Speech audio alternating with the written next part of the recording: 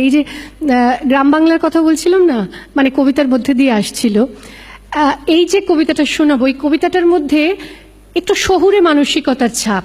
কিন্তু কোন শহুরে মানসিকতা আমি বলছি, এই আমাদের এখন যেভাবে সিমেন্ট কংক্রিটের শহর গড়ে উঠছে, চারদিকে ফ্ল্যাট বাড়ি গড়ে উঠছে, মাল্টি স্টোরেড, তো সেখানে একরকম অন্যরকম মানসিকতা থাকে।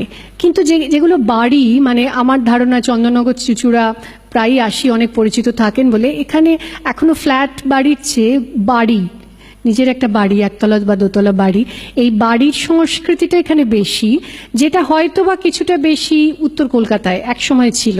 পাড়ার যে বাড়িগুলো ছিল তার রকে বসে অনেক বেকার ছেলে তখন রকে বসে আড্ডা দিত। পাড়ার গুরুজনেরা বা অভিভাবকেরা খুব একটা পছন্দ করতেন না তাদের, কিন্তু এইসব ছেলেরাই বিপদের সময়, পাড়ার কারোর বিপদের সময় ঝাঁপিয়ে পড়তো। তো তাদের নিয়ে একটা খুব সুন্দর কবিতা।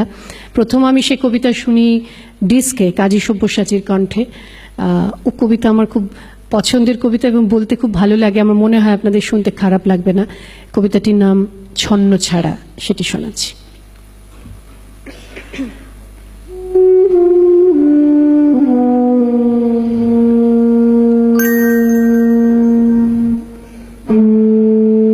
গলির মোড়ে একটা গাছ দাঁড়িয়ে, গাছ না গাছের প্রেতচ্ছায়া, আঁকা বাঁকা শুকনো কতগুলো কাঠির কঙ্কাল, শূন্যের দিকে এলোমেলো তুলে দেওয়া, রুক্ষ রুষ্ট রিক্ত জীর্ণ, লতা নেই, পাতা নেই, ছায়া নেই, ছাল বাকল নেই, নেই কোথাও এক আঁচড় সবুজের প্রতিশ্রুতি, এক বিন্দু সরসের সম্ভাবনা। সেই পথ দিয়ে জরুরি দরকারে যাচ্ছিলাম ট্যাক্সি করে।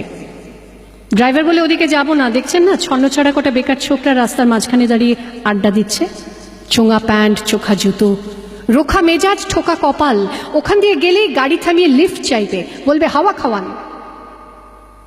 কারা ওরা? চেনেন না ওদের? ওরা বিরাট এক নৈরাজ্যের, এক নৈরাজ্যের বাসিন্দে। ওদের কিছু নেই, থিত নেই, ভীত নেই, রীতি নেই, নীতি নেই, আইন নেই, কানুন নেই, বিনয় নেই, ভদ্রতা নেই, শ্লীলতা শালীনতা নেই। ঘেঁষবেন না ওদের কাছে। কেন নেই? ওরা যে নৈরাজ্যের বাসিন্দে।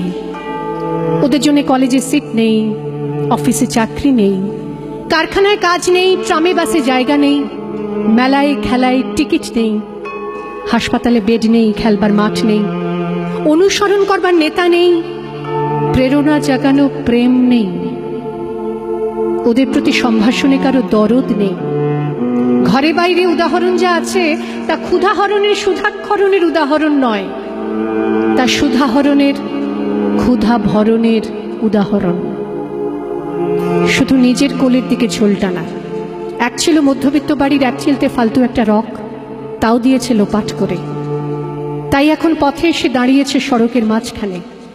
কোত্থেকে আসছে সেই অতীতের স্মৃতি নেই, কোথায় দাঁড়িয়ে আছে সেই বর্তমানের গতি নেই, কোথায় চলেছে নেই সেই ভবিষ্যতের ঠিকানা।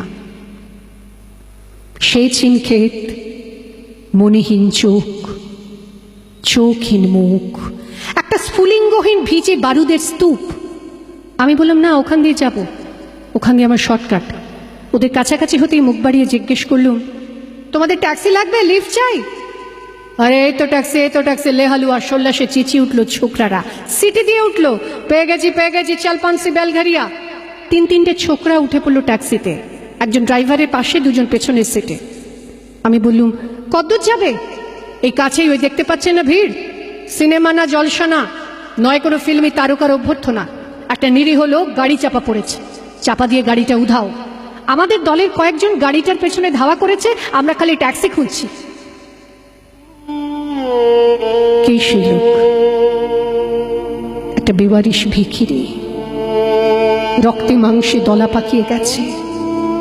ওর কেউ নেই, কিছু নেই, শোবার জন্য ফুটপাত আছে তো মাথার উপরে ছাদ নেই, ভিক্ষার জন্য পাত্র একটা আছে তো তার মধ্যে প্রকাণ্ড একটা ফুটো। রক্তে মাংসে সেই দলা পাকানো ভিখিরিকে ওরা পাঁজা কলি করে ট্যাক্সির মধ্যে তুলে নিল।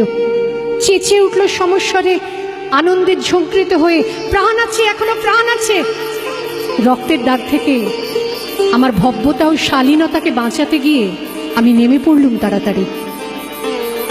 তারপর শহরের সমস্ত কর্কশে কচিনে, সিমেন্টে কংক্রিটে, ইটে কাঠে পিছে পাথরে দেওয়ালে দেওয়ালে বেজে উঠল এক দুর্বার উচ্চারণ, এক প্রত্যয়ের তপ্ত শঙ্খধ্বনি, প্রাণ আছে, এখনো প্রাণ আছে।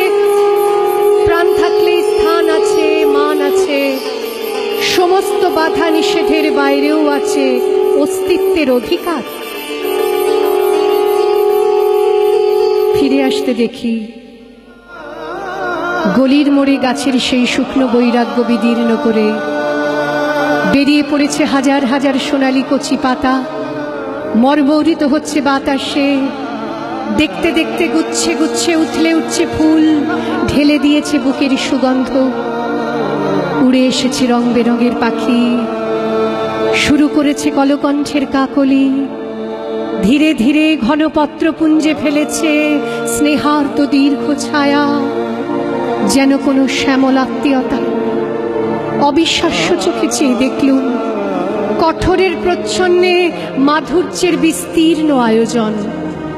প্রাণ আছে, এখনো প্রাণ আছে। শুধু প্রাণী এক আশ্চর্য সম্পদ, এক ক্ষয়হীন আশা, এক মৃত্যুহীন মর্যাদা।